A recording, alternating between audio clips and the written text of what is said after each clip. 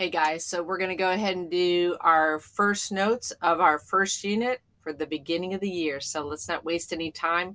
These particular notes have a lot of vocabulary words, and so we're just going to try to get through them as quickly as we can. Remember, you can always refer back to this video. The notes are there, but I'm going to encourage you again using your spiral when I get to the actual problems that you have a page titled simplifying expressions and that you work out the problems along with me. It'll really make a big difference once you have to do this on your own. So an expression is just like an equation, only there's not an equal sign. So 3x plus 2, that would be an expression because it doesn't say equals something. Terms are like the 3x and the 2. And so they are connected with either an addition sign or a subtraction sign. So in that particular expression, there were two terms. The coefficient, now that would be what's in front of a variable, which if you put a number right in front of a variable, they're actually multiplying. So if you have 3x, that's actually 3 times x. And that 3, we call that the coefficient. So if you look right now at the sheet, I have this expression right here. And so let's look at these 3 questions. You're going to just fill in the blanks with the 3 vocabulary words. So the 5 and the 4, those are in front and they're multiplying with the variable. So we call that the coefficient. You will hear your teacher say coefficient a lot this year. 4x squared and 4x and the 3, those are terms. They're connected with addition and or subtraction signs. And last but not least, this is an example of an expression because it does not have an equal sign. So this is an expression. All right, moving right along here. Monomials. So a monomial, mono means one. So a 3b, this would be a monomial. 5y, 8x squared, those are all monomials. If you take two monomials and you put them together, or two terms and you put them together with an addition sign or a subtraction sign, it's called a binomial. Now, if you have two terms, and then here's the word binomial, and here's some examples of it. If you have two terms or more, it's called a polynomial. So a binomial can also be called a polynomial, and there's an unlimited amount of terms that you can have connected by either addition or subtraction. So if you look at our paper again, you can see this one right here. 4x squared plus 8x minus 1, it's also called a trinomial. Trinomial means 3, binomial means 2, but we're just going to call it polynomial. You'll hear that's pretty much all you're going to hear is polynomial. The degree of a polynomial, if you're looking at a polynomial and you need to know what the degree of that polynomial is, it is whatever the highest exponent is. So if we look back down here at this polynomial, we would say that the degree of this polynomial is 3 because of 4x to the power of 3. That is the highest exponent. Standard form. Standard form's just like good form. So I can have a polynomial and I can have the terms all over the place. But if you are, especially if you're asked to write something in standard form, you need to rearrange those terms from the highest exponent down to the lowest exponent.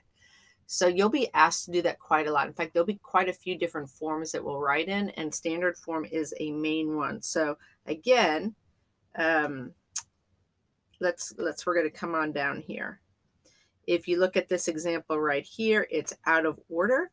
And then here it is in order. We have to the power of 4, to the power of 3, to the power of 1, and then what's on the end that doesn't have a variable attached to it, we call that a constant. I almost skipped over that.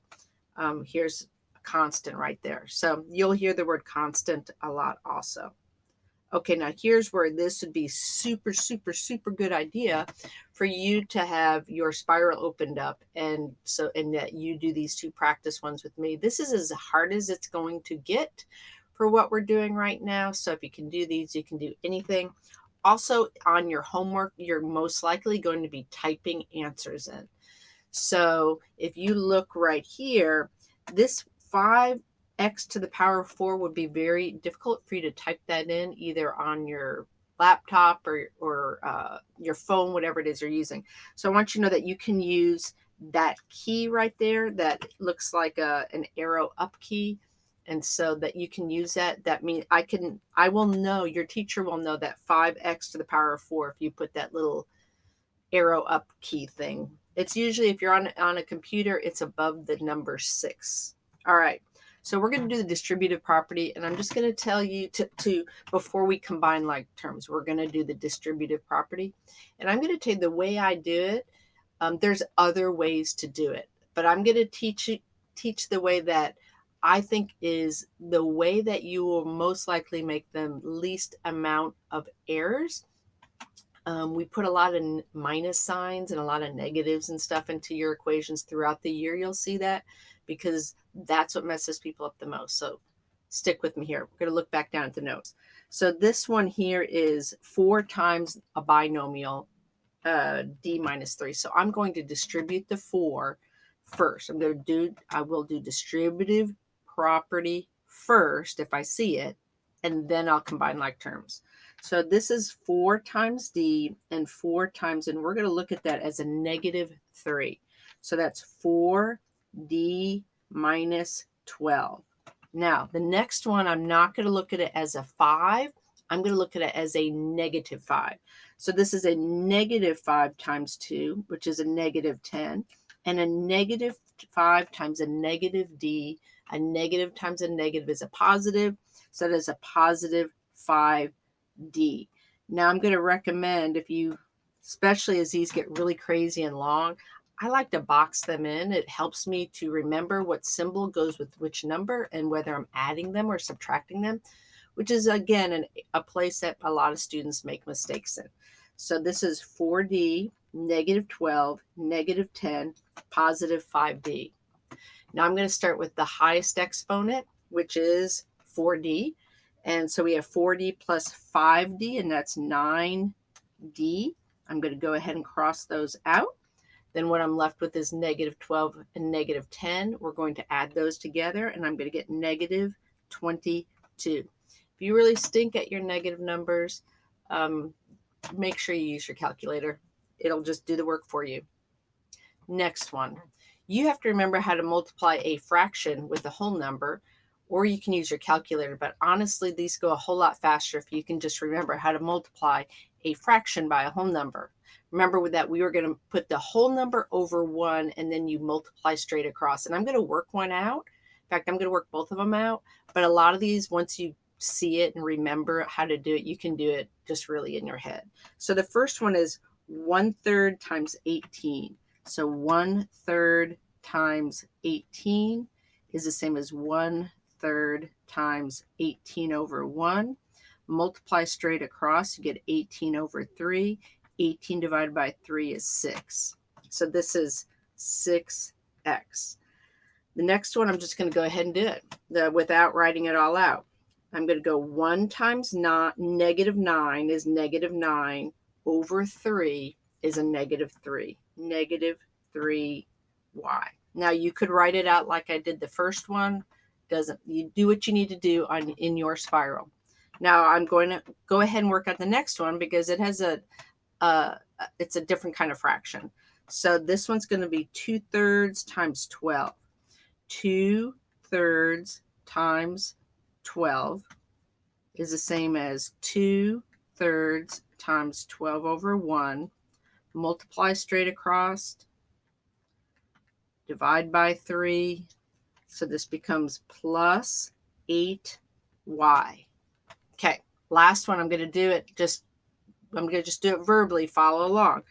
So the numerator, 2 times 15 is 30. Divided by the denominator is 10. So I get 10x. All right. Now we're going to combine. We do this distribution first, then we combine. So let's see what I got here. I've got a 6x here. Whoops, let me box this in too. have a 6x, a negative 3y, a positive 8y, a positive 10x.